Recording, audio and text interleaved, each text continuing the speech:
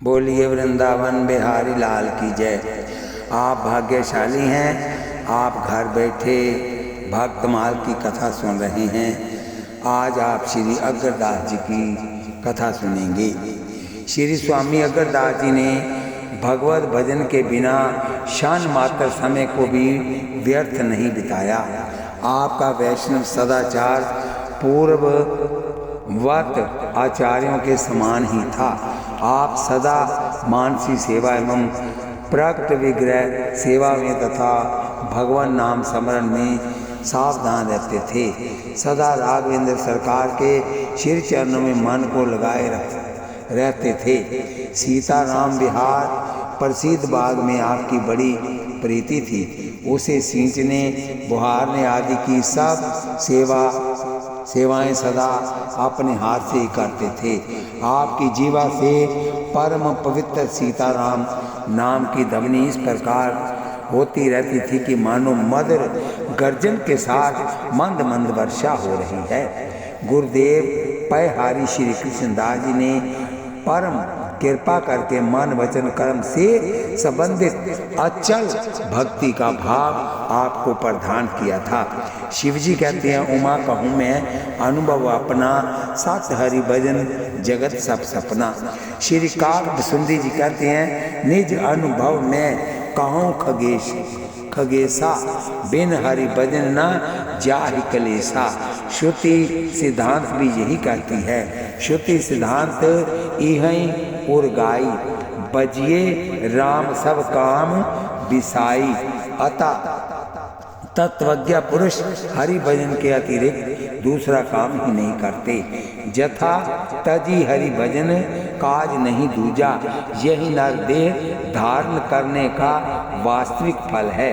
देह धरे कर ये फल भाई, बजिए राम सब काज बिहाई। ऊकर सूख कर कहते हैं, खान पान रस भोग, तुलसी वृथा ना खोए, ये तन बजिए जो। कहने का भाव ये है कि वैसे तो समय अपनी आबाद गति से सबका बीतता है, चाहे वह भजन परायण हो चाहे व्यसन परायण, परंतु भजन करने वालों का समय सार्थक हो जाता है और विश्वोपभोग में ही लगे रहने वालों का समय व्यर्थ जाता है। अब एक दृष्टांत सुनिए दो ब्राह्मणों का। दो ब्राह्मण 100 रुपए लेकर तीर्थ यात्रा करने चले। एक ब्राह्मण तो जहाँ जाता वहाँ मंदिर में, देवालय में, साधु सेवा में, दीन दुखियों की सहायता में अपना धन खर्च करता चलता और दूसरा एक पैसा भी खर्च नहीं करता। भोजन भी जहाँ कहीं सदा व्रत बनता वहाँ जाकर खा लेता। कहीं दान दक्षिणा बढ़ते देखता तो वहाँ भी पहुंचकर कुछ प्राप्त कर लेता। इस प्रकार उसने खर्च तो कुछ किया नहीं, बटोर और लिया, परंतु मार्ग में लौटते समय 4 चोरों ने उसके सब रुपए ले लिए। अब विचार कीजिए, रुपए तो दोनों के चले गए, परंतु एक का दान पुण्य में खर्च होने से सार्थक हो गया और दूसरे का चोरी चले जाने से व्यर्थ गया। इसी प्रकार श्री अग्रदास जी ने श्री हरि भजन करके अपने समय को सार्थक कर लिया। संसारी लोगों का समय व्यर्थ जाता है। समय बहुमूल्य है। व्यर्थ के संसारिक चिंतन में समय को बर्बाद नहीं करना चाहिए। एक दृष्टांत सुनिए मूर्ख किसान का। एक किसान था, उसका खेत था नदी के तट पर।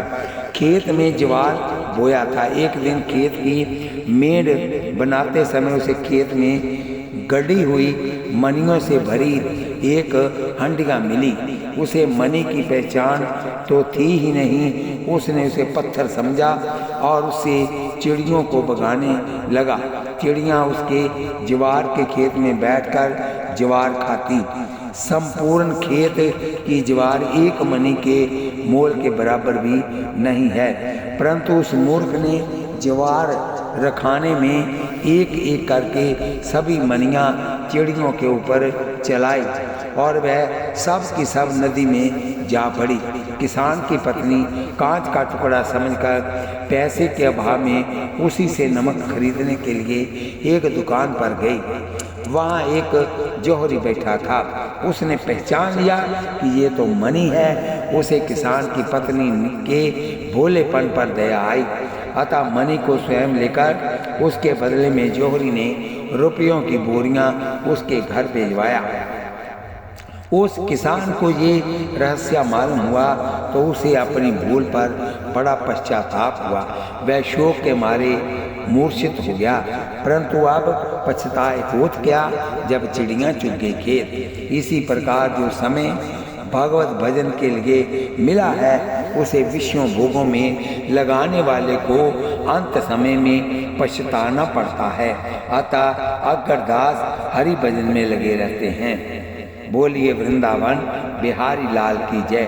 अन्य पुरुष भी उसके ही अनुसार वर्तते हैं जैसा कोई दूसरा बर्ताव करता है। वह जो कुछ प्रमाण कर देता है लोग भी उसी का अनुसरण करते हैं।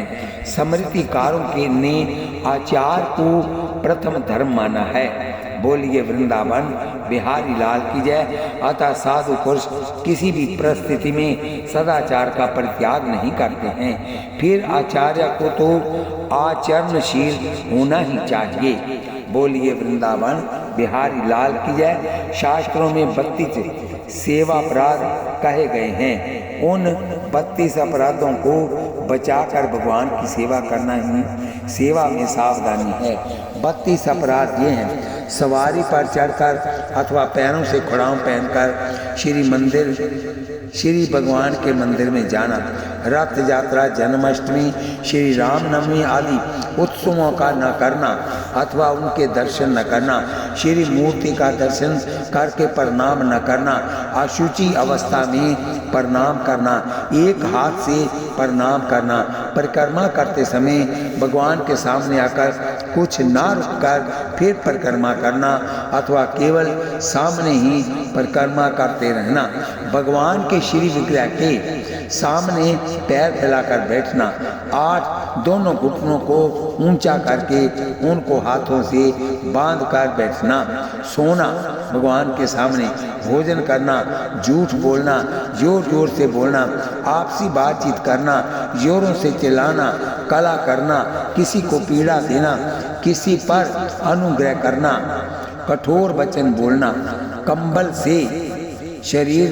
ढककर सेवा करना, भगवान के सामने दूसरे की निंदा करना, दूसरे की स्तुति करना, अश्लील शब्द बोलना, अधो वायु का त्याग करना, शक्ति रहते हुए भी गौण अथवा सामान्य उपचारों से पूजन करना, भगवान को निवेदन किए बिना ही किसी वस्तु को खाना पीना, जिस ऋतु में जो फल हो उन्हें सबसे पहले भगवान को अर्पण करना चाहिए। किसी शाक या फल आदि के अगले भाग को तोड़कर भगवान के व्यंजन आदि के लिए देना, भगवान को पीठ देकर बैठना, भगवान के सामने दूसरे किसी को प्रणाम करना, गुरुदेव की अभ्यर्थना, कुशल प्रश्न और उनका सत्संग न करना, अपने मुख से अपनी प्रशंसा करना ये गलत है। किसी भी देवता की निंदा नहीं करना चाहिए। बोलिए वृंदावन बिहारी लाल की जय। 10 नामापराध कहे गए हैं। इन नामापराधों से अपने को बचाते हुए भगवान स्मरण करना, सुमरन में सावधानी। नामापराध ये है। श्री संत कुमार उवाच। बोलिए वृंदावन श्री बिहारी लाल की जय। श्री संत कुमार जी श्री नाथ जी से कहते हैं, संतों की निंदा करना प्रथम नामापराध है, क्योंकि संतों से ही नाम की ख्याति होती है।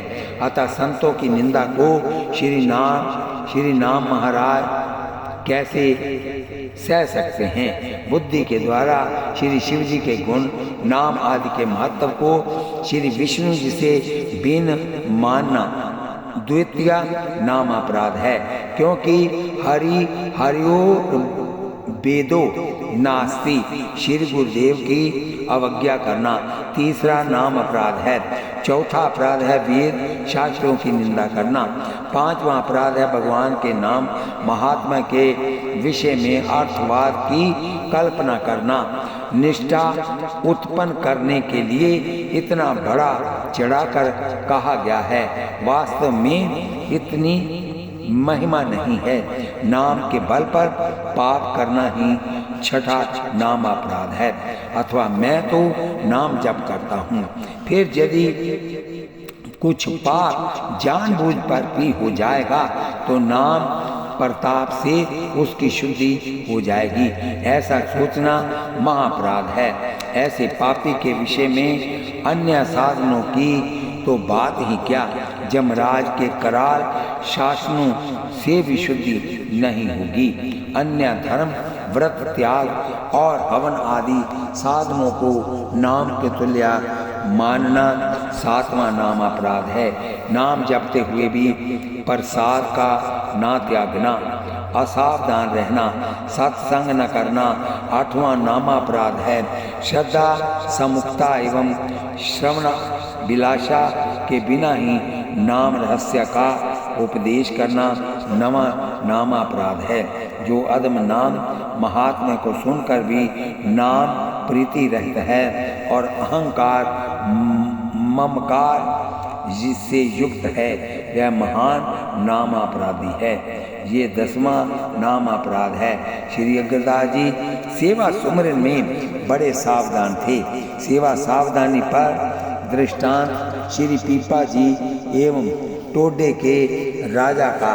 बोलिए वृंदावन बिहारी लाल की जय। सुमरन की सावधानी पर श्री कबीरदास जी की चेतावनी। माला तो कर में फिरे, जीभ में फिरे मुख माई, मनुआ तो चौदिसी फिरे, ये तो सिमरन नाही। बोलिए वृंदावन बिहारी लाल की जय। बाग सुप्रीति, क्योंकि बाग में श्री जानकी जनक नंदन जी श्री जानकी जी के दर्शन हुए थे। उस समय आपने ये पद गाया था। उसी समय आपका ये भाव बन गया कि इस बाग में श्री प्रिया प्रीतम जुगल सरकार श्री सीता राम जी विहार करते हैं, अतः इनकी समस्त सेवा अपने हाथ से करते पूना। बोलिए वृंदावन बिहार, अतः अपने आचरण से सबको शिक्षा देते हैं।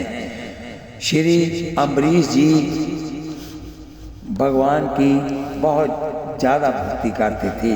यहाँ निर्मल शब्द दीप देली न्याय से रसना और नाम दोनों के साथ है। बोलिए वृंदावन बिहारी लाल की जय। बोलिए जुगल सरकार की जय। एक बार जयपुर के राजा मान सिंह स्वामी श्री अग्रदास जी के दर्शन करने के लिए आए। उस समय स्वामी जी बाग में ही थे। बाग के द्वार पर राजा के द्वार पर बैठ गए। अन्य कुछ व्यक्तियों के साथ राजा बाग के भीतर गए।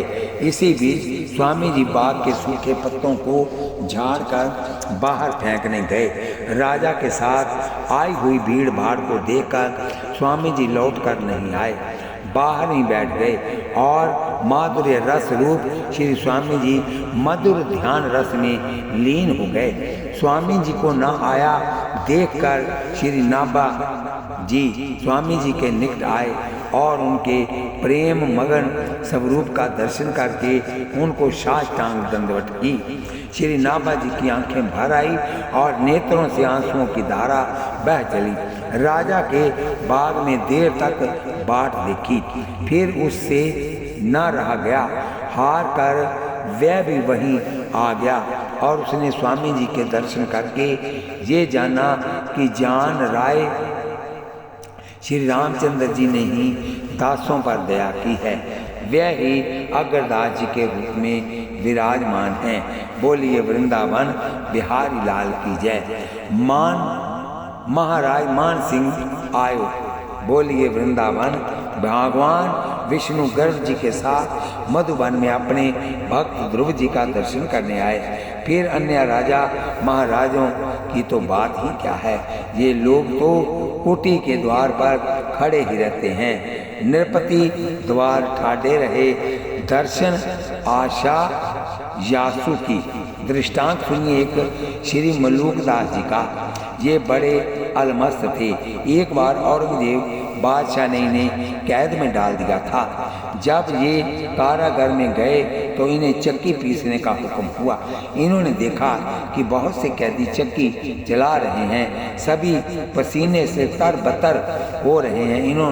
इन्होंने दया करके सबको चक्की चलाने से रोक दिया और इनके सिद्धि बल से सब चक्कियां अपने आप चलने लगी।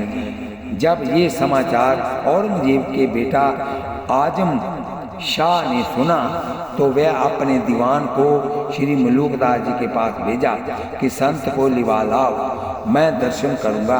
दीवान ने जाकर शहजादे का संदेश सुनाया।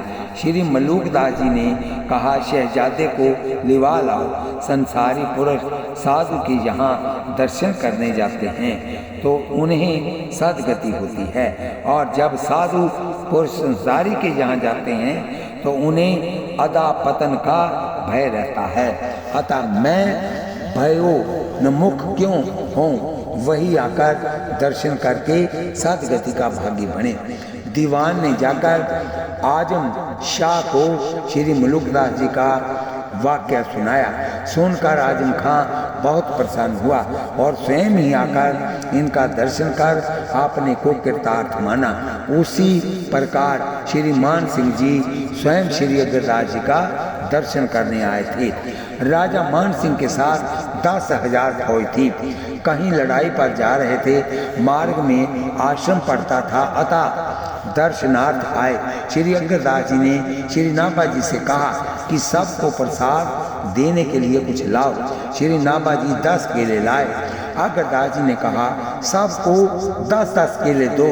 श्री नाभा जी ने सबको 10-10 केले दिए और अंत में 10 केले बचे भी रहे। ये है सिद्ध पुरुषों की लीला। 10 केलों में ही 10,000 केलों को 10-10 केले दिए और 10 बचे भी रहे। श्री गुरु और शिष्य दोनों ही सिद्ध थे। श्री अग्रदास जी श्री रामो उपासना में श्रृंगार रस के आचार्य माने गए हैं। रसिक महान भावों ने आपको श्री जानकी जी की प्रिय सखी श्री चंद्रकला जी का अवतार कहा है। भावुक भक्तों का कहना है कि पुष्प वाटिका में श्री जानकी जी श्री राम जी के दर्शन के लिए अपनी जिस प्रिय सखी को आगे करके चली है स्वयं भगवान श्री राम ने श्री रामानंदाचार्य जी के रूप में अवतार लेकर श्री अनंतानंद जी, कबीर जी, रैदास जी आदि शिष्यों के द्वारा भक्ति का बड़ा व्यापक प्रचार किया और कराया। परंतु शांत रसोपासना, दास्य रसोपासना, संख्या रसोपासना और वात्सल्य रसोपासना की तरह मधुर रसोपासना का यथेष्ट प्रचार हुआ। तब जानकी जी की आज्ञा से सखियों में सिरमौर श्री चंद्रकला जी ने श्री अग्रदास जी के रूप में अवतार लिया। बोलिए वृंदावन बिहारी लाल की जय। श्री अग्रदास जी का प्रादुर्भाव सम्मत 1553 फागुन शुक्ल द्वितीया को राजस्थान के एक गांव में पवित्र ब्राह्मण कुल में हुआ था। ये अत्यंत अल्प वय में ही घर छोड़कर जयपुर में गालवा आश्रम में विराजमान श्री कृष्णदास पैहारी जी की शरण में आ गए।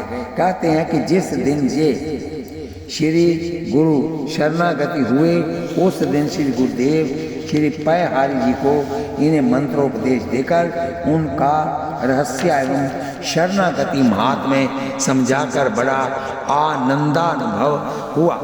वस्तु तत्सु से योग्य शिष्य पाकर गुरुदेव का हर्ष होता ही है। अतः श्री पैहारी जी के मन में उल्लास हो रहा था कि आज खूब उत्सव मनाया जाए।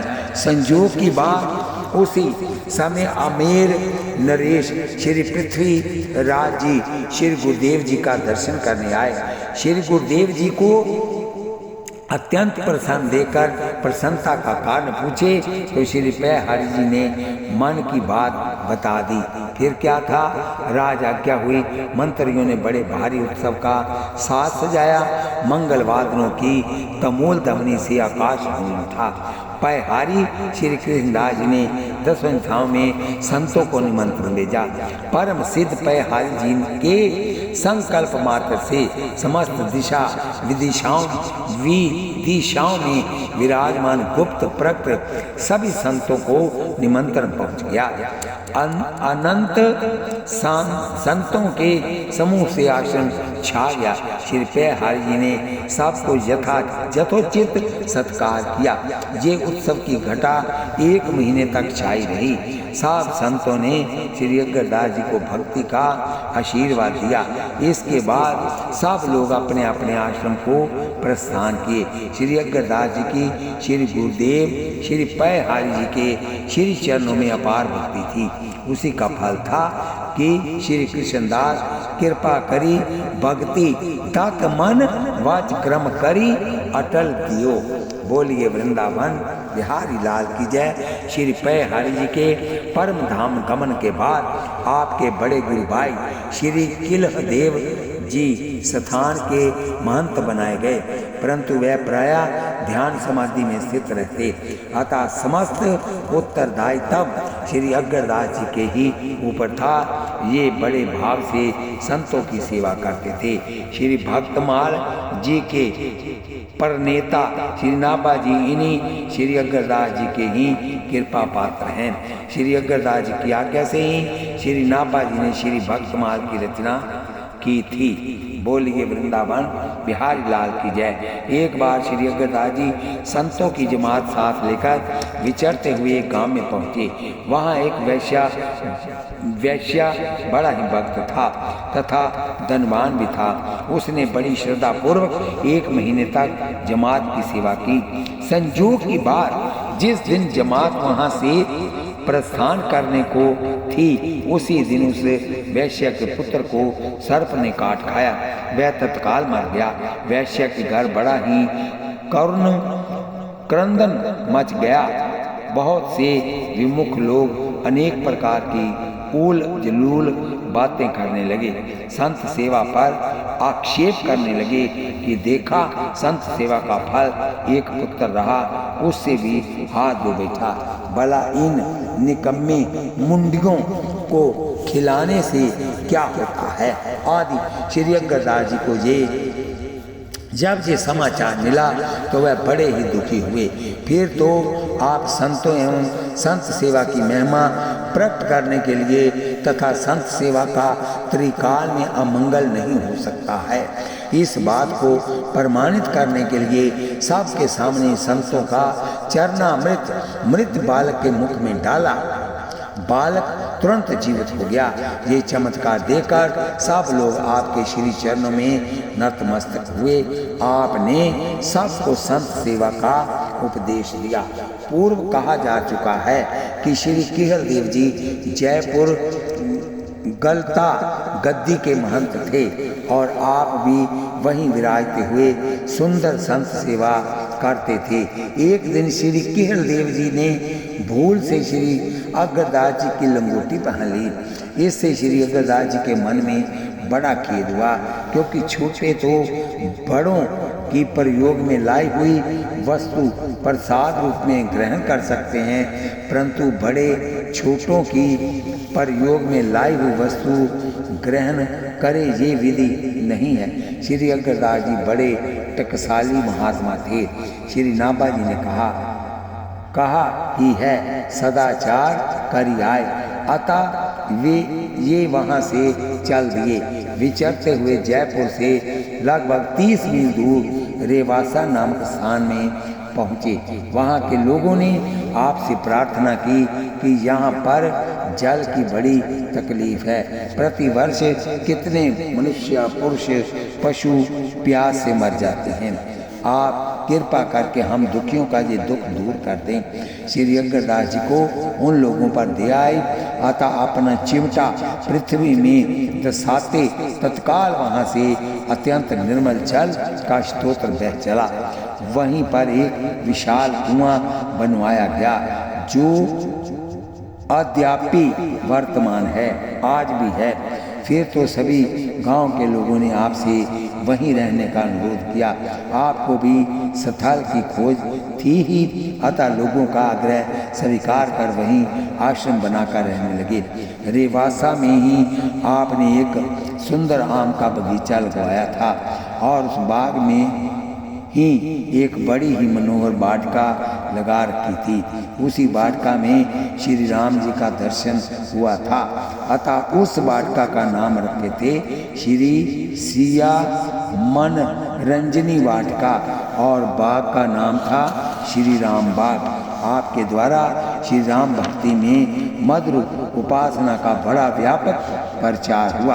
आपने उपासना संबंधी ध्यान मंजरी, अष्टयाम आदि कई रहस्य ग्रंथ लिखे हैं। आपके संबंध में श्री रसिक प्रकाश भक्तमाल में वर्णन आया है।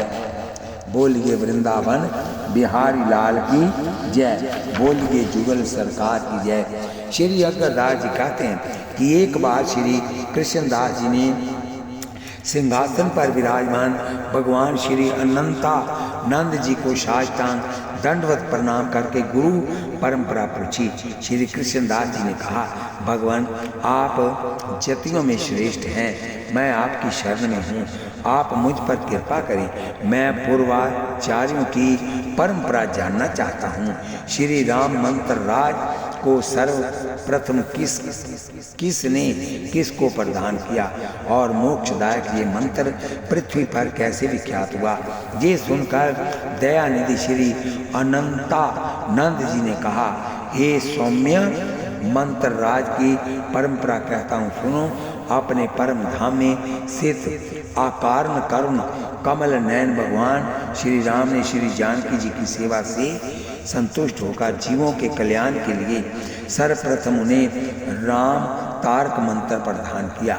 जीवों का दुख दूर करने के लिए श्री जानकी जी ने श्री रामचरण सेवक श्री हनुमान जी को दिया। उनसे ब्रह्मा ने प्राप्त किया। कल पांतर में श्री राम ने ही ब्रह्मा को दिया।